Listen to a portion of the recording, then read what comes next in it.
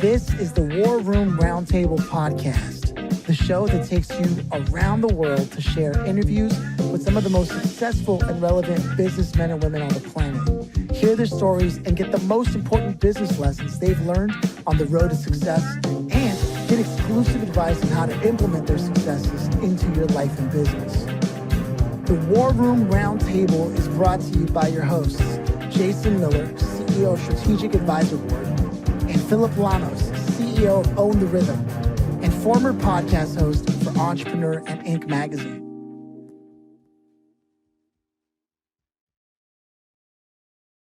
Welcome to the War Room. Mac, it's a pleasure to have you here. How you doing? Hey, it's a pleasure to be here with you, Philip and Jason. Thank you for the invitation. Yeah, man. As we can see from the background, and for those that are listening that can't see, there is a picture of Mac crushing it in front of a huge audience, and then a couple of books there on the right-hand side and MindSpace behind him. So we've got a very interesting opportunity to talk to somebody that is doing something a lot of business owners who want to step into thought leadership really want to get into and be in that position. So before we go there, because that's just setting the stage, we like to kick things off on the show by asking, do you yourself come from a family of entrepreneurs? Oh, that's a great question. The quick answer to that is no. So, but my dad did in his latter years, what is he, 78 now, but maybe in his 50s, started some entrepreneurship. So no, there's not. So the quick answer to that is no. So I had to learn the hard way, right? Yeah. Okay. And so you had to learn the hard way. How did you first come across the idea of entrepreneurship if it wasn't in your immediate environment? Yeah. Okay. Great question. So after graduating with my MBA, I worked for 3 corporate companies, and I worked, for 10 years. But in back of actually, the first company I lasted for 7 years, right? So they put up with me, tolerated me 7 years. But time was going on. I felt there's something missing here. I'm not really, I'm getting promotions, but I'm not getting fulfilled. So I thought maybe it's the company. So I left. And the next company I lasted for 2 years. And again, I had the same feeling. And so I left there, joined another company. And this time I lasted for 1 year. And I realized it's probably not the companies, it's probably me. And so I had this yearning. I thought, okay, let me start my own thing. And this is 2 decades ago now. So we're talking about 1999, .com era, all that kind of stuff. So I set up a small computer company, internet company. And after several years of running that, after the 2 or 3 years, things weren't going right.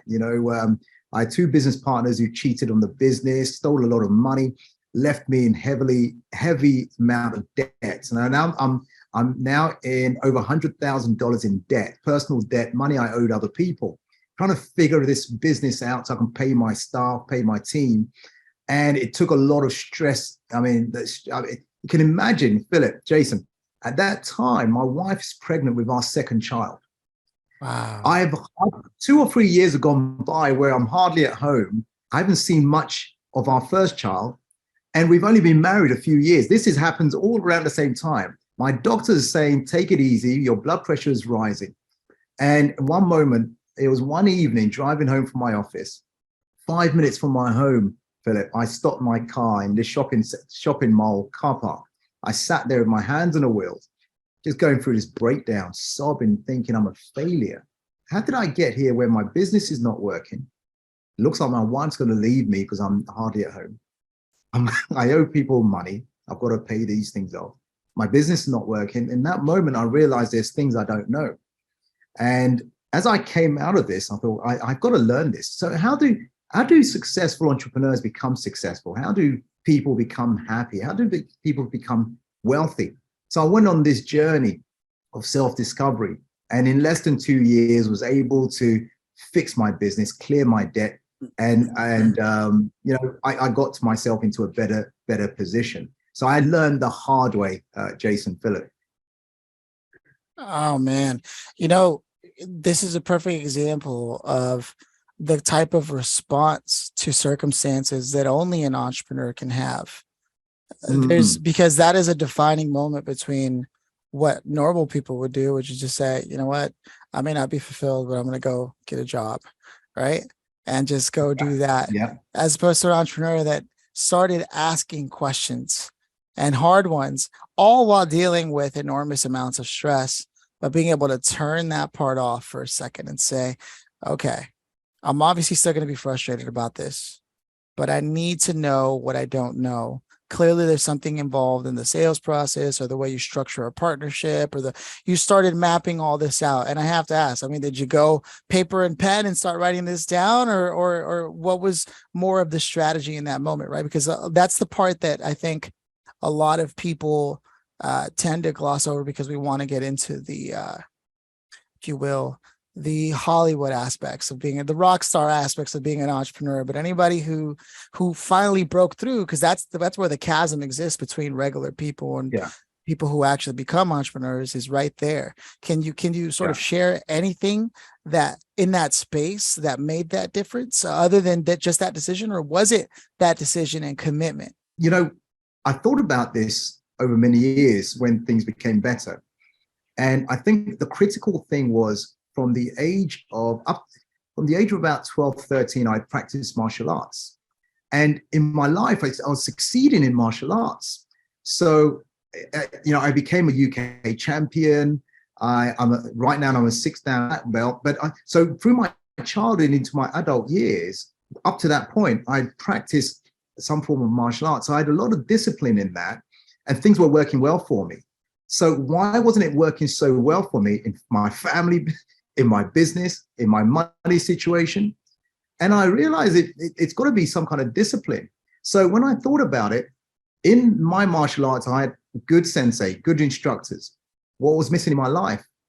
Well, with ego, well, I've got an MBA. I know how to do everything. No, there's a difference between entrepreneurial success and academic success, two different things. And so I started reading, one of the books I read was Rich Dad, Poor Dad. I read a book called Think and Grow Rich at the time. And I started realizing, hey, I probably need a coach. I couldn't afford a coach.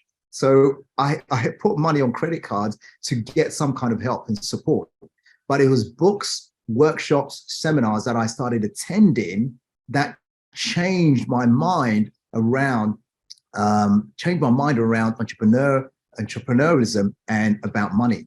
And so that, I think if it wasn't from the discipline of martial arts and keep going and perseverance and don't stop and don't give up, fall down, pick yourself up, maybe I'd have, like you said, Philip, maybe I'd have stopped and said, hey, maybe the entrepreneur route is not for me. Let me go and find a job and go for this supposed security, which we know doesn't exist. So I don't know if that answers your question there. Yeah, no. That's exactly what it was. The minute you said martial arts, I began to think, before you even said it, the idea of discipline. And what I also picked up, which I think is a fascinating thing, is you were able to create transference from one area of, I guess the word would be dopaminergic reserve, right? Where you build up dopamine through success, this right. feedback loop of success through martial arts, and then transfer that over to sustain you as sustenance, if you will, in an area that you haven't achieved that yet. But because of that transference and your ability to do so, right? If you have a win anywhere in your life, you can drag that over and use that as fuel or fodder for the fire, and with a goal set in mind. Like, there's this biochemical thing that happens that I'm beginning to understand with entrepreneurs that I think is really at the core of what's happening. And before we go any further, I think it's a great point to bring in Jason here, specifically because not only is he a serial entrepreneur, but he has an incredible background, decades, if you will, in military, which also speaks to the idea of discipline, right? So I think we can tap into this here and really make the point solid, because your story is exactly what we were looking for on the show to help people bridge that gap. And I want to hear Jason's reflections on that before we continue on with the narrative. Here's the beautiful thing, and that is we go through these struggles, right, in business, like your story of it just all went to hell and, we got ripped off and all these things, right? I always like to say this: if you come to me and you say, yeah, business has been great my whole life and I've never had any struggles, well, I'm going to call bullshit on that, because you number one, you either had a silver spoon handed to you, or you're just should I say it? A poser. I'll say it. I'll say it. Yeah. So, it doesn't really matter at what point in business you are in. It's just its next set of struggles, right? I'm sure you have challenges today, right? Absolutely. I mean, I do. I have lots of challenges every day, and I wake up and my Slack channel's blown up with problems, right? We know that. Yeah. Right? But that's just part of it, right? And a lot of people just think this is like some kind of damn fairy tale, right? And it's not. Not at all. But to your point about the mentorship stuff, I think personally, like that is the key to everything, is you have to expose yourself. And I'm not saying you got to go hire and pay somebody a bunch of money and all this kind of stuff, right? But what I'm saying is you got to surround yourself with the people that are willing to either help you or expose you to other help, right? I frequently reference my neighbor, Don. He's one of the ex CEOs of Oracle, and he kicks my ass every Monday night about business stuff, right? Cool. And we bet 10 cents on the game and the football game and all this stuff, and then usually he says, "Yeah, leave a check for 10 grand up on the counter. You're welcome." Nice. But not really. He doesn't really expect that. But I'm just saying it doesn't always have to revolve around, well, I got to hire a coach and pay him a bunch of money and all. Sometimes you just got to surround yourself with the right people that you're able to vomit things on and go, well, what are your thoughts, right? What do you think? Well, I think you're an idiot because that's not going to work. Great. Thank you for that. Right? And that's important. That's really important. No, this is powerful to know, because over the weekend, Jason and I had gone off to Nashville to a business training, if you will, with a group of colleagues, and the theme of mentorship had come up even then. So it's synchronistic that you would mention it again yourself. And then with the work you do, you dubbed it MindSpace Coaching, right? If we're going to push the narrative forward. So what's ironic is you were in a position where you took out credit cards to pay for coaching, right? To get to a certain position. You got everything taken care of. Fast forward, now you're actually doing the coaching. What is that? It's fascinating, right? What is that like to be on the other side of that, knowing that you were one of those people? Yeah, I was one of those people, Phillip and Jason.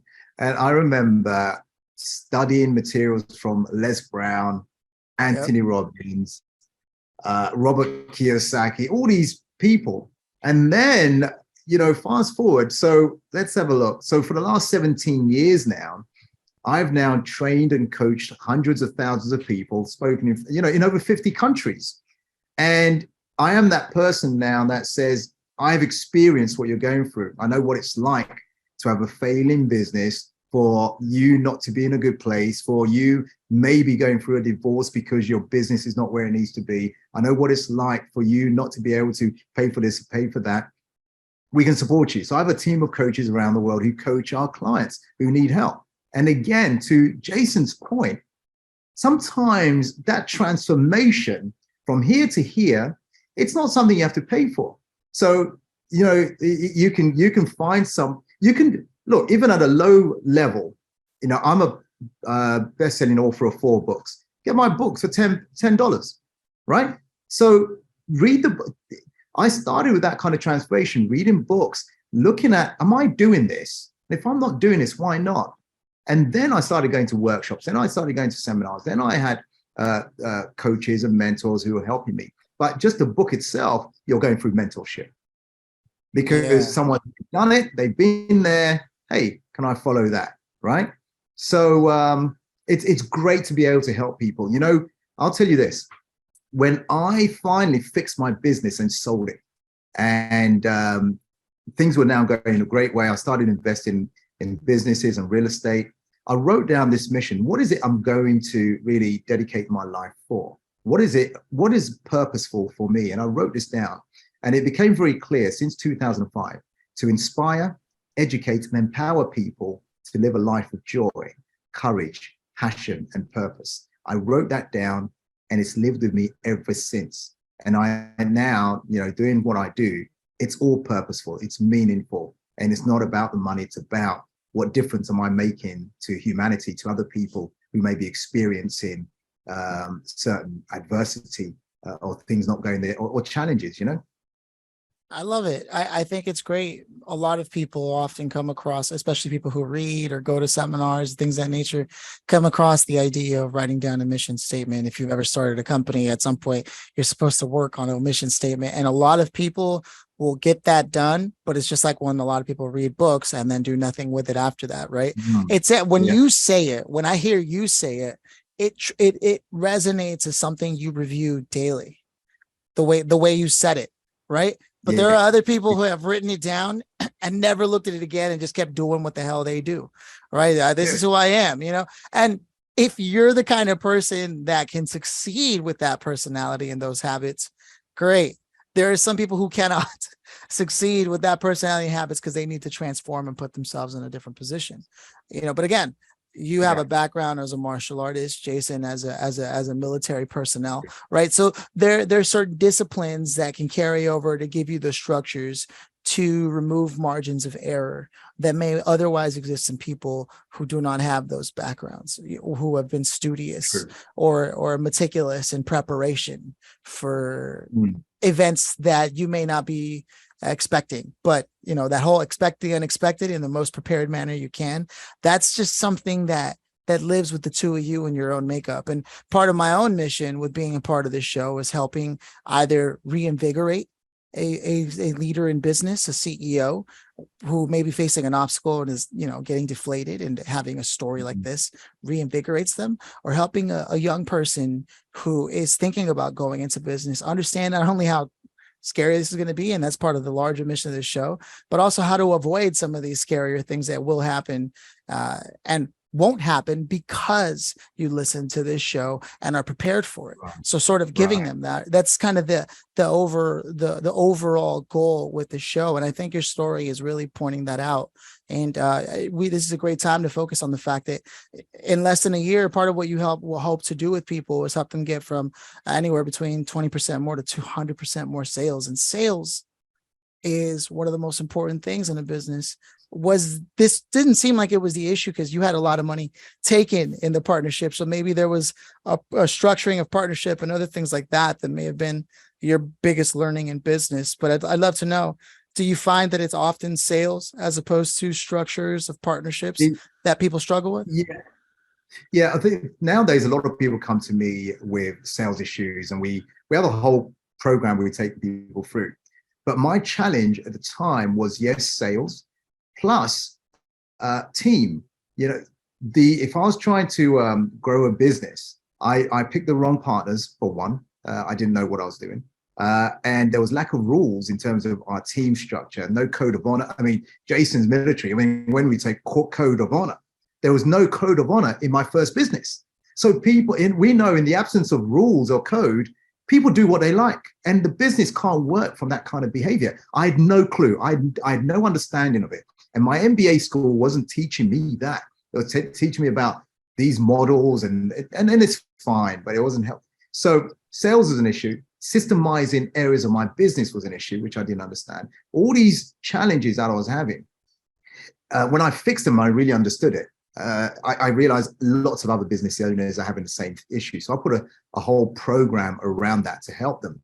And so the kind of clients that come to us is now they want to move their business to a place where the whole business doesn't become reliant on them on an ongoing basis. So we help them to transform their business into a wealthy asset, an asset that they can sell or sell equity stake in it if they wish to. But everything starts from having the right sales process in place. And so once they follow our sales process, and we hold them highly accountable through our coaching, by the way, every single number is measured. Everything is measured. Now, time they were wasting on other things suddenly becomes, oh, actually, no, I'm going to be called out on this. Let me stick to it. And so they start doing the right activities with the right coaching, with the right mindset. And suddenly, over a number of weeks, they're doing the right thing in sales. Their team is. And when they start looking at their numbers, because they're not wasting time doing all the things that don't add any value to the sales process, the numbers start changing. They see increases of 50%, 100%, just over a number of weeks and months because they're doing the right things. And because now they have a process where before they were just, maybe it's ad hoc, there was nothing to measure, that kind of stuff. Yeah, man, 100%. I can get behind that. And I'm glad that you decided to help others with that, because as far as I can tell, sales is quite truly the crux, and you don't have to look that far.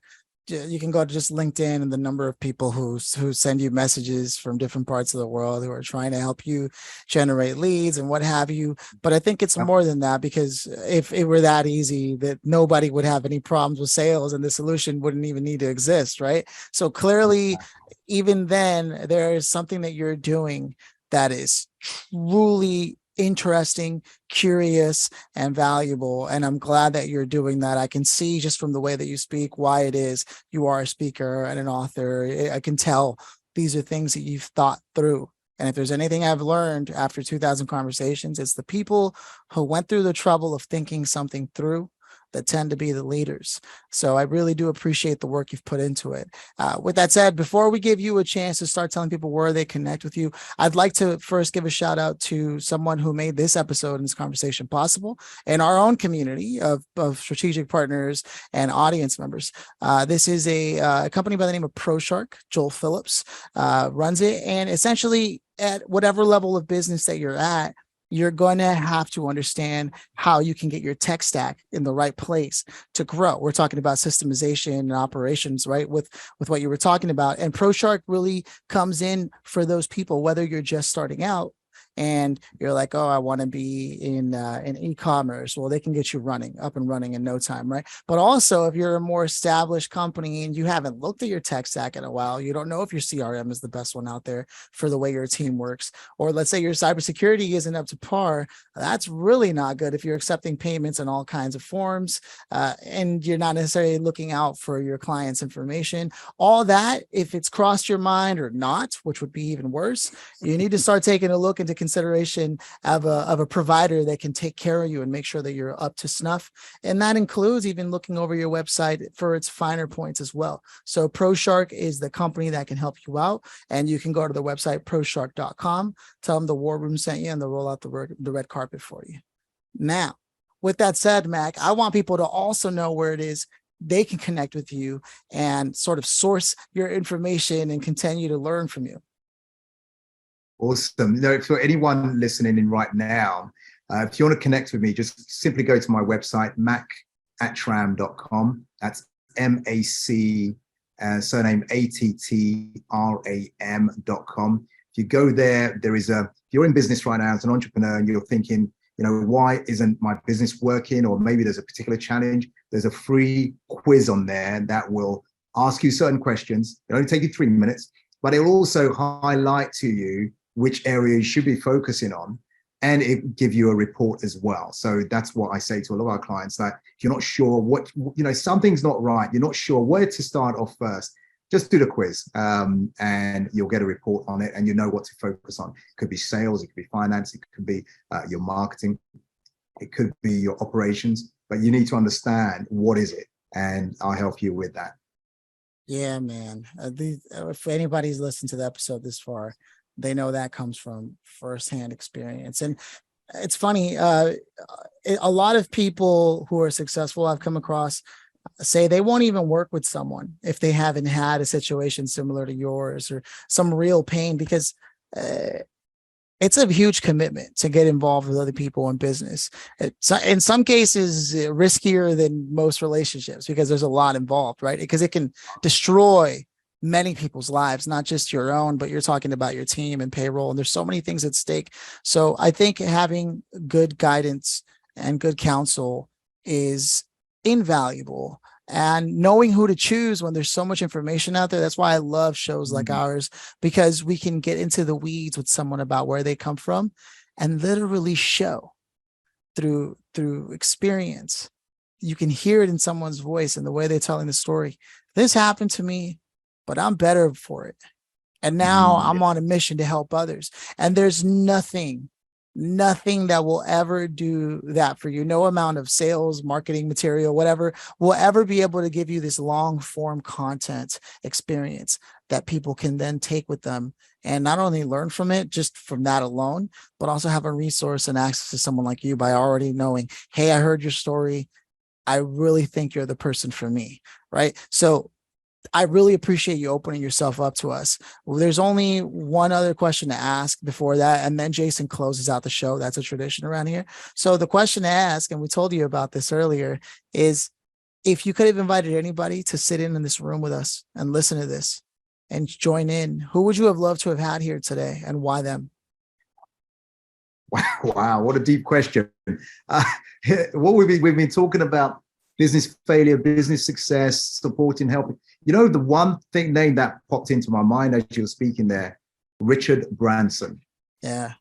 From Richard Branson, reason why he's had constant failures and constant successes and constant transformation from the age of 15, his first business. I would have loved for him to be in this conversation to say, hey, you had a company like British Airways, the largest aircraft company, try to steal your company and make you bankrupt, and you overcame that. How did you do it? You know, so his story is just inspiring to me. I'd love for him to be here, Phillip, Jason. Are you kidding me? Yeah, we got to make that happen in one way or another. We got to get him on the show. Absolutely. Hey, man. Buddy. Well, look, with that said, like I mentioned earlier, it's tradition around here for Jason to close us out. But I want to thank you yet again. Make it real clear how grateful I am that you opened up and your heart, mind, and soul to the types of conversation that we had today, because you could teach people tactics and all those things, and sure, that might help someone a little, but these stories about your life and where that's going, that's fuel forever, you know? So thank you for that. With that said, I'll turn it over to Jason. My pleasure. Thank you for having me. Yeah. So I always think we get in these like defining moments of our lives where, you know, you can have the strategy, you can have all the help in trying to get through a problem. And sometimes it's just freaking brute force, right? Just brute force to push through stuff. And I like something that you said, because I don't think people often, they don't measure things enough, right? Through their processes, so on and so forth, because, you know, I always say what gets measured gets managed, and what gets managed gets improved, right? And a lot of people just try the shotgun approach to stuff. Well, it's bound to work sometime, right? Well, if you don't have a KPI to attach to it, or you don't have some kind of measurement tool to attach to it, how do you know? It's no different when I ask a entrepreneur, well, send me your P&L. A P what? Well, if you don't know where you've been, how the hell are you going to know where you're going to go? Right. So, right. Especially in the sales world, right? I mean, that's what's driving the ship to a degree. But anyway, thank you for being here, and really appreciate you taking the time to be on the show and share your story, and, you know, share some really good gold nuggets. There was a lot of them in there. Thank you, Jason. I'm much appreciated. Thank you, Phillip. Yeah, man. Cheers. Cheers.